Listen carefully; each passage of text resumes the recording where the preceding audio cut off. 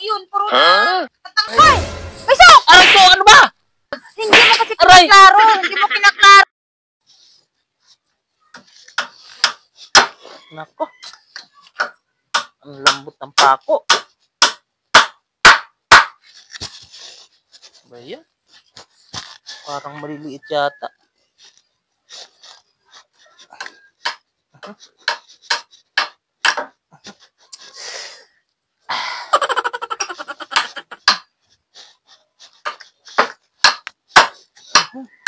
Naku. Baluktot pa. Wala sa ayos na talaga.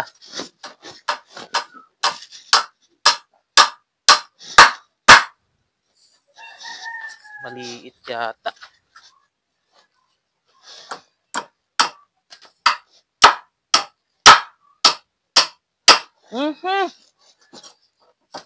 Halas tingnan.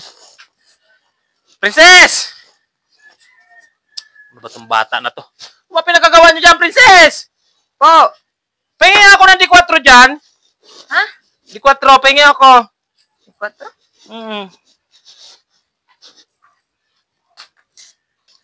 Miss, binigyan yung tapo na. Magagamas pa ako sa sitawan.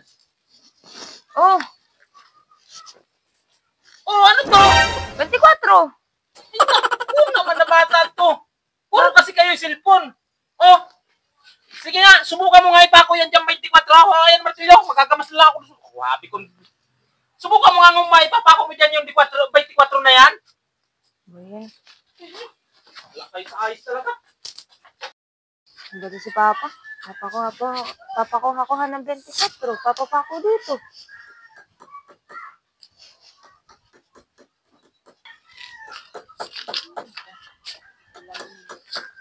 Ano ba yung ginagawa mo? Oh, hanya ka pala. Matulungan mo nga ako ipako to. Itong 24. Ano ipako? Ba't ipapako ang pira dyan? Sabi ni Papa eh. Ano sabi? Ito, ipapako dito. Saka dito. At dun. Saka dun. Kaluko-luko naman ito ni Baisok. Hindi naman na... Ba't pinapako ang pera? Sabi niya eh. Nasaan mo si Papa mo? Andun, sa gulayan. Ang tatanin. Si Baisok parang luko-luko. Ano ipapapako yung pera dyan sa bangko? Tigil mo na nakinig yung pera. Hindi nga pinapapako dyan. Sabi ni Papa eh. Kung nakinig ka ba dyan kay Papa mo wala nang magawang matino yun. Puro na... Ingat, pupuntahan ko? Hindi. Si Baisok ko lang magawang matino eh. Pera? Gawing papako dun sa bangko? Tama nga yun. Sagot ka sa akin. Dami na naman damo dito. Ayan.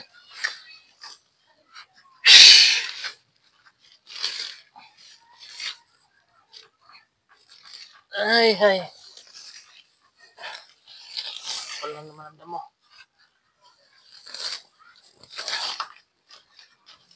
Hoy! Baisok! Aray ko, ano ba? Ba't ka namamalo? Ano ba nakain mo? Ba't mo pinapapako sa anak mo yung pera? Anong nasa isip mo? Ano na naman pinagsasabi mong pinapapako? Yung anak mo, nagpapako doon, nakikita ko. At pinapapako mo daw. Wala ka na talagang magawang magaling? Ha? Puro na lang palpak yung pinagagawa mo? Eh, paano di 4 yung hinihingi ko? 24 binigay sa akin kanina. Hindi mo kasi kinaklaro. Hindi mo kinaklaro. Sa inyo. 24. Eh, sabi mo 24, ay di 24. Tapos Ang sabi ko di 4, hindi 24. Ay, iwan ko sa'yo. Aray! Wala ka nang ginagawang matino.